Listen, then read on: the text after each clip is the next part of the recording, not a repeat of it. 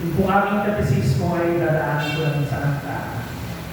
Alam niyo yung kanta, sabayan nila. God so loved the world, He gave us His only Son, Jesus Christ, our Savior, His most precious one. He has sent us His message of love, and sent those who hear to bring the message to everyone in a voice loud and clear. Let us tell the world of His love, the greatest love the world has known.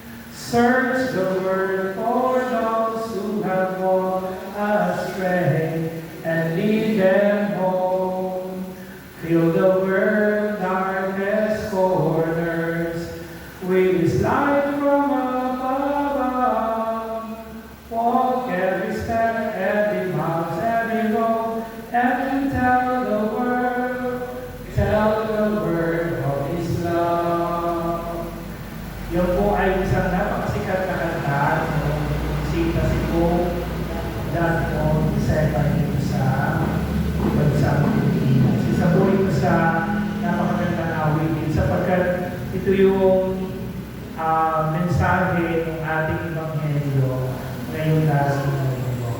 No, sabi nga, sapagkat kayo na lamang ang pag-ibig ng Diyos sa sanlibutan, kaya tinigin niya kanyang bugtong na anak. Sabi nga, ito ang pinakapuso ng Ebanghelyo. Ngayon, ano yung makikita natin, katekismo, mula doon sa Ebanghelyo na ating binasa at babasahin at tatalakayin ngayong darating na linggo. Yung una, makikita natin dito, ang pag-ibig ng Diyos ay aktibo, ang pag-ibig ng Diyos ay buhay, at may kasamang sakripisyo. Yun po yung una na sinasabi ng katekismo na ang pag-ibig ng Diyos ay aktibo at may sakripisyo. Ano pong ibig sabihin nito? Ang pag-ibig ng Diyos na tinatawag nating agape ay hindi lang isang emosyon, kundi isang pasya at pagkilos. Hindi niya hintay na maging perfecto tayo bago niya tayo ibigin. Ibig sabihin, kahit tayo ay may pagkukulang, kahit tayo ay nakakasala, tayo ay inibig ng Diyos. Hindi tayo iniiwan ng Diyos. Ano po? Kaya nga yun yung dahilan kung bakit, di ba, pinadala niya ang kanyang bukong na anak para tayo ay tubusin at iligtas sa ating mga kasalanan. Kaya masabi, nung ipagod sa krus si Jesus, nung ialay niya ang kanyang buhay, tayo ay iniligtas na. Tayo ay iniligtas na ng ating Panginoon. Tayo ay iniligtas na. Ngayon, ang tanong, paano natin tinatanggap o paano natin pananatili sa buhay natin yung kaligtasan binigay na sa atin ng Diyos.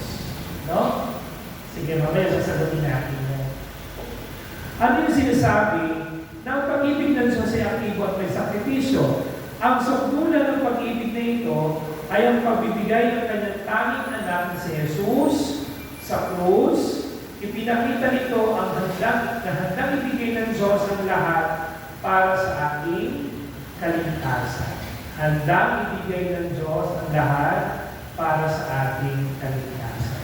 Kaya kung tutuusin, ligtas na tayo. Sapagkat kung ipako sa Jesus sa krus, tayo ay iniligtas na ng Diyos.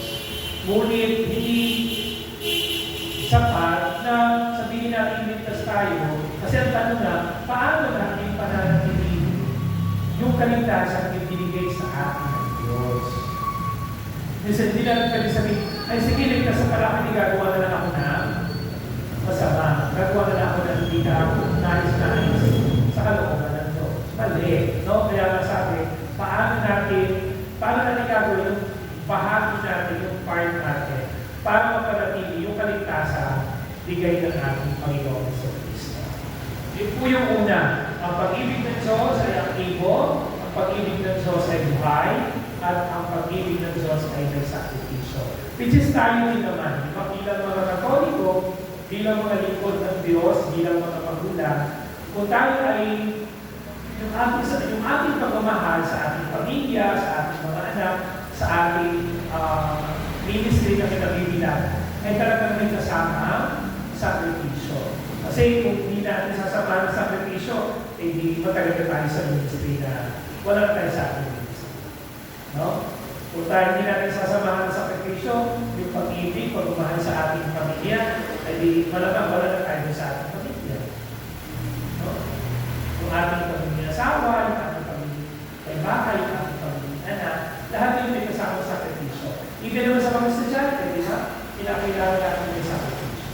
Sa pansakripisyo nito, ay pagpapakita ng pag-ibig. No? Kung may sakripisyo tayo, yung sakripisyo na yun ay pagpapakita ng pagmamahal. Ano po? Okay, pangalawa. Ano yung sinasabi ng Ebanghelyo? Ang layunin ng Diyos ay kaligtasan, hindi kaparusahan. Ano po? Hindi pumunta ang Diyos sa lupa, o hindi nagkatawang-tao ang Diyos, no? Hindi niya pinadalaman yung buong na para tayo ay parusahan. Kundi para tayo ay iligtas. Ano po? Ano sinasabi dito? Maraming tao ang takot sa Diyos. Bakit? Dahil akala nila ay naghihintay lamang siya na magkamali tayo upang tayo ay parusahan. Ngunit malinaw sa katuruan ay sinubo si Jesus upang magligtas, hindi upang maghatol. Ano po?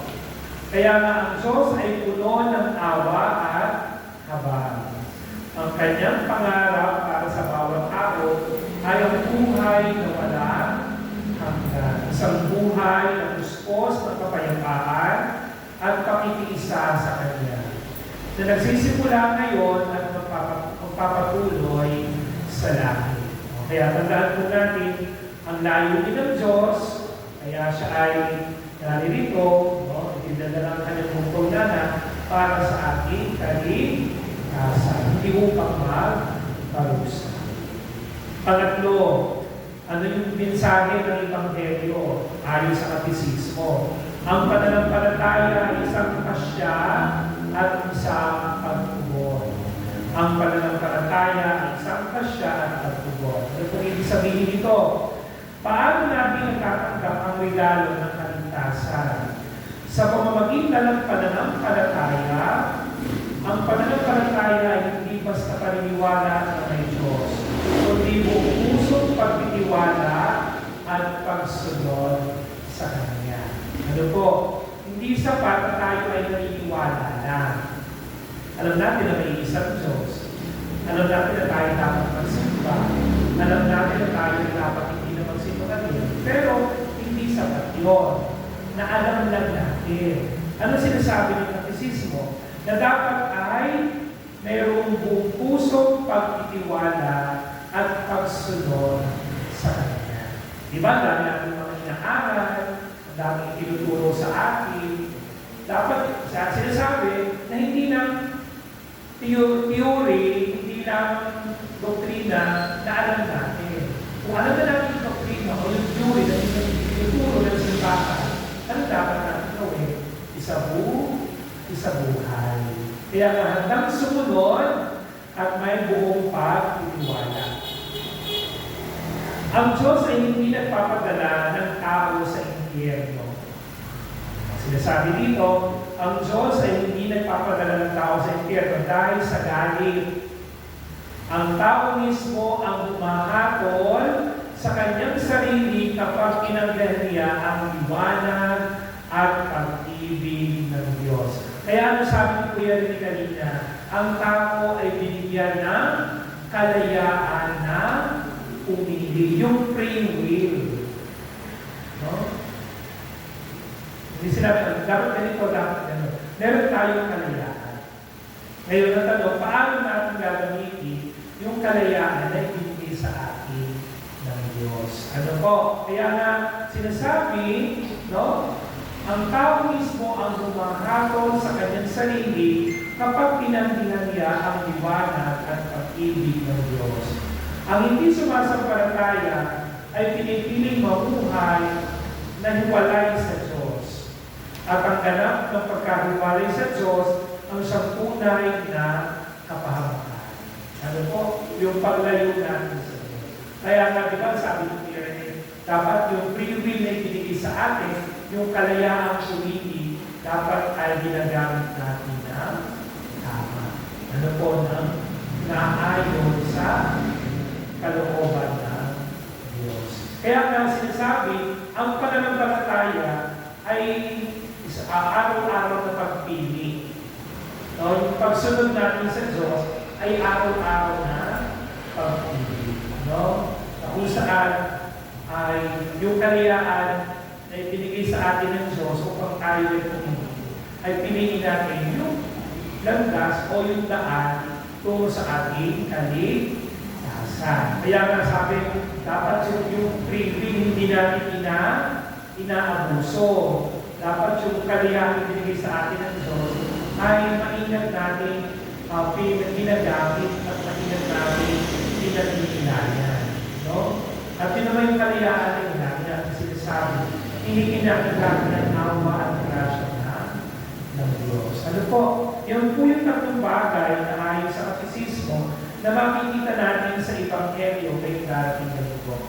Ang pag-ibig ng Diyos ay aktibo at may sakripisyo.